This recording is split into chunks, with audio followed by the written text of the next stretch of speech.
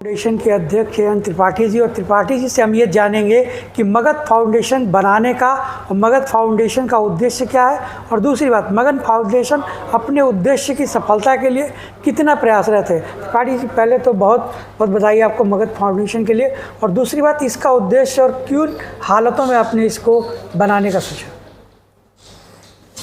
देखिए, मगध फाउंडेशन 2020 में रजिस्टर्ड हुआ था, बना था, लेकिन काम उसके पहले से शुरू था।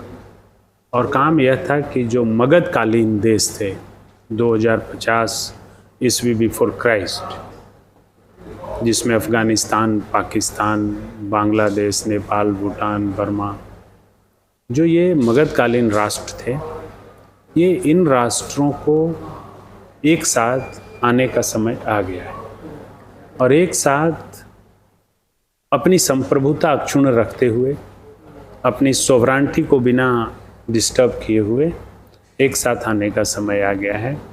और इसलिए आ गया है क्योंकि जो परिस्थितियां विश्व के सामने आई हैं, उसमें आप श्रीलंका को देखिए, वहाँ आर्थिक स्थिति कितना ख़राब है। पाकिस्तान को देखिए, आर्थिक स्थिति कितना ख़राब है। अफ़गानिस्तान युद्ध में इतना टूट चुका है कि वहाँ विकास के काम नहीं हो पा रहे हैं। म्यांमार को देखिए, वहाँ कितना सैन्य स्थिति खराब है। तो बांग्लादेश भी उससे अछूता नहीं है। भूटान, नेपाल को आप देख ही रहे हैं। तो इन परिस्थितियों में अब यह समय आ गया है कि मगध साम्राज्य के से विघटित जो देश हैं, वो एक ग्रेटर इंडिया फेडरेशन बना करके, बृहत भारत फेडरेशन बना करके और एकजुट हो जाएं, और एकजुट होकर के आर्थिक संपन्नता की ओर बढ़ें, विदेश नीति एक रखें ताकि उनमें संप्रभुता रहे, शक्ति रहे। कभी इस देश के पास, कभी उस देश के पास जाने की ज़रूरत न पड़े। इनकी डिफेंस पॉलिसी एक हो ताकि कहीं कोई देश कमज़ोर समझ करके छोटे देशों पर आंख न उठाए। इसलिए सबको एकजुट होने की ज़रूरत है।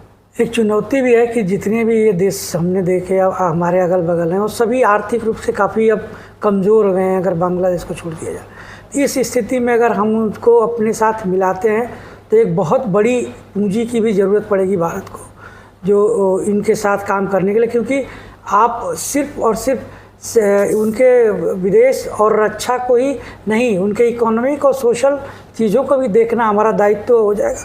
जैसे कि आपने देखा कि श्रीलंका की क्राइसिस में भारत ने बहुत बड़ा रोल अदा किया, तब जाके श्रीलंका उस क्राइसिस से निकला। तो ये भारत के लिए भी तो एक चुनौती हो जाएगी आने वाले समय में। देखिए, आर्थिक संपन्नता के लिए जो कुछ भी किया जाना होगा फेडरेशन करेगा ही, लेकिन मेरा मानना है कि जैसे ही बड़े खर्च डिफेंस पे हो रहे हैं इन देशों में, वो जैसे ही अपने खर्च की कटौती करके और फेडरेशन उसका जिम्मा संभालेगी, वैसे ही उनमें संपन्नता आने लगेगी। हजारों करोड़ रुपया जो रक्षा पर खर्च हो रहा है, वो मुझे नहीं लगता कि उसकी ज़रूरत है। जब वो फेडरेशन उसका जिम्मा ले लेगा, फेडरेशन के साथ हो जाएगा, रक्षा नीति एक हो जाएगी, तो उस पर जो खर्च हो रहे हैं वो खर्च बच जाएंगे और वो मानव के विकास में, वहाँ के लोगों के रहन सहन के स्तर के सुधार में लगेंगे।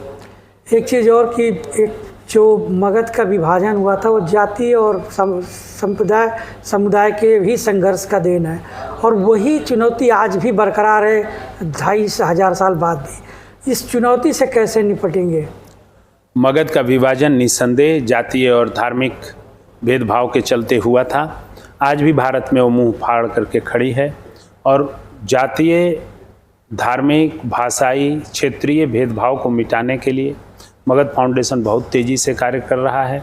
सरकारों को सलाह भी दे रहा है। उसको करने के लिए जो राजनीतिक सुधार लाने की ज़रूरत है, जो न्यायिक सुधार लाने की ज़रूरत है, जो फॉरेन अफेयर्स में लाने की ज़रूरत है, वो सरकारों को मगध फाउंडेशन सलाह देती रहेगी। सरकारों के पास भी बहुत अनुभवी नेतागण हैं जो उनके कैबिनेट में रहते हैं, पूर्ववर्ती सरकारों में, आज की सरकारों में, और कल जो सरकारें आएंगी उनमें भी वो भी अपना विवेक का इस्तेमाल करेंगे और फाउंडेशन की सलाह को भी नज़र में रखते हुए और ऐसी पॉलिसी बनाएंगे जिससे इस पर हम लोग काबू कर लेंगे। और जो देश जिनमें धार्मिक और जातीय विभिन्नताएं हैं, हम उनके संप्रभुता में दखल नहीं देना चाहते।